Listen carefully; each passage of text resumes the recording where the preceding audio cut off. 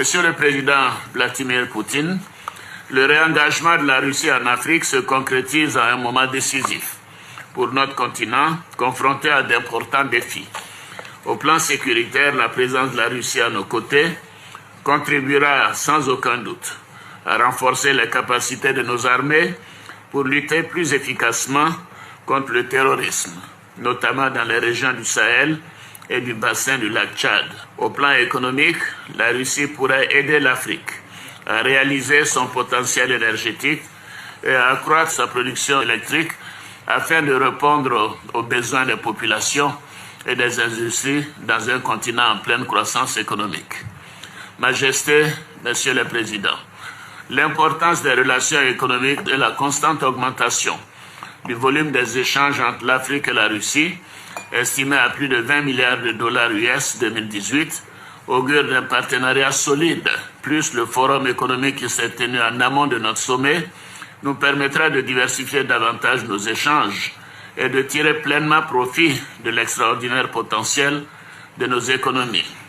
Pour ce faire, il est nécessaire de mettre un accent particulier sur la transformation de nos matières premières et sur l'industrialisation de nos pays en vue de mieux lutter contre la pauvreté et d'offrir des opportunités à la jeunesse.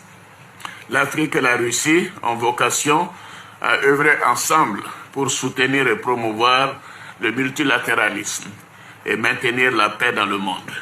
À cet égard, je voudrais, Monsieur le Président Vladimir Poutine, saluer votre action déterminée contre le terrorisme et vous encourager à la poursuivre en Afrique.